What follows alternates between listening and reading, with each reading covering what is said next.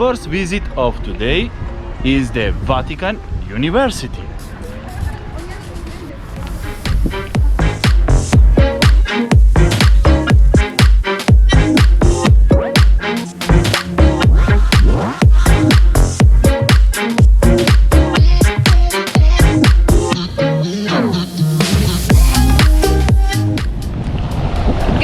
Unfortunately, we haven't been able to enter inside the university because it was closing, but we have been able to enter inside the church. So for now, let's go to find shelter because it's not raining. Really.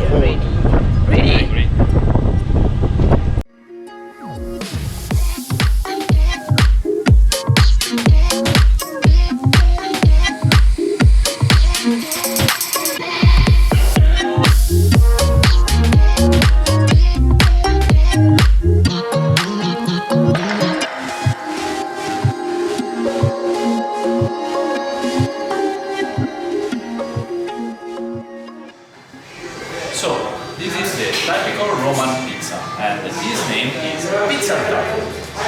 And here we have one carbonara soup. Me, I will go to taste this, and Cindy will taste for you pizza. So, let's open.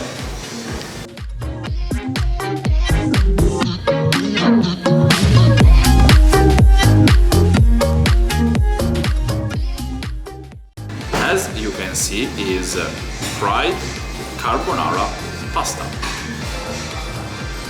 Buon appetit!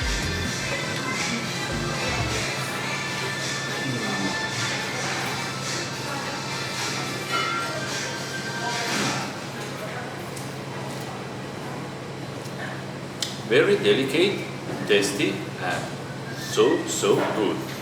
But I think they put a bit too much of pepper, but very good. So for today, we decided to order a vegetarian pizza, and inside you can see that there is eggplant, bell peppers, and onion. Oh, and there's also mushrooms.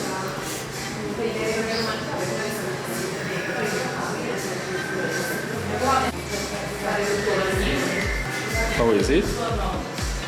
Excellent. I love it. Who would say that one day I will taste a vegetarian pizza?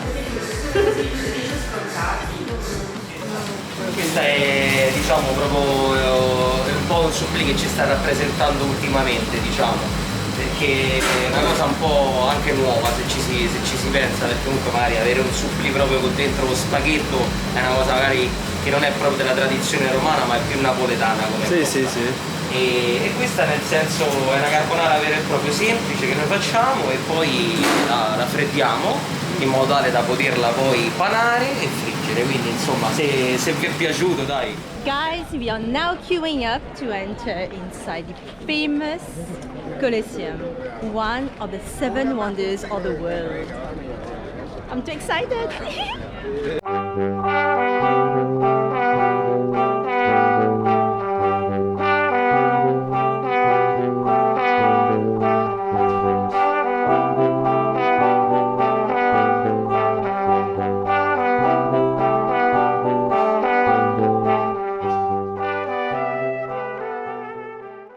The construction of the Colosseum was begun in between 70 and 72 CE, during the reign of Vespasian. But why Colosseum? In the area where the Colosseum was built, there was a 35-meter tall statue made of bronze dedicated to Nerone and was named Colosso. That's how they decided to call it Colosseo. It could also accommodate up to 50,000 spectators, and it was an example of engineering at that time. Can you imagine that it had lift systems and hydraulic pumps that allowed it to fill its arena with water to start naval battles?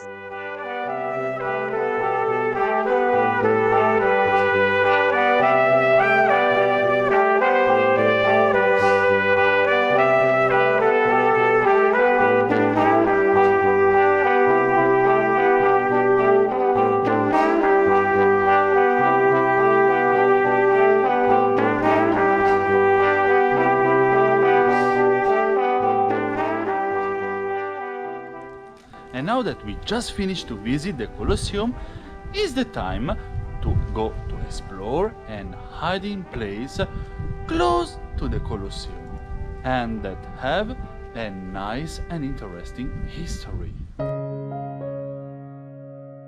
The Church of San Bonaventura is one of the oldest in Rome, and legend says that couples who promise each other an eternal love in this place will never split up. A magical place to discover a stone's throw from the Colosseum.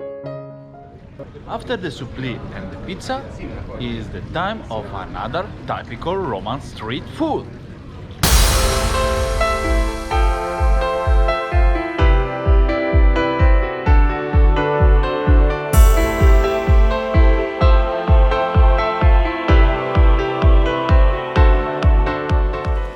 And now we are in another famous street food where you can find really delicious Roman food. And this one is the tiella. And inside you have the octopus. Looks like a little bit like a bread, but it's not.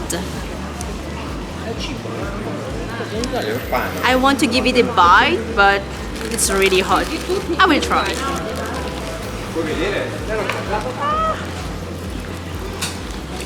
Is that a bite? More.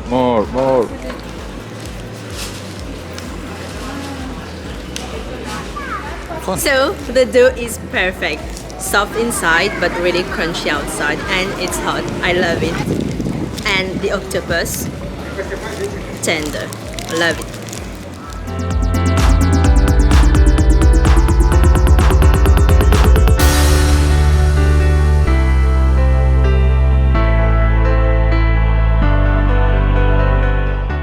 So guys, if you really want to visit Rome well, then it's going to take about 2 to 3 days to visit around, and 1 whole day here in the Colosseum Park. The Foro Romano was the most important place for the city of Rome. We can say that it was its heart. And this is why In Roman civilization, the Forum was the official meeting point for the citizens of all the Republic territories and then of the Empire.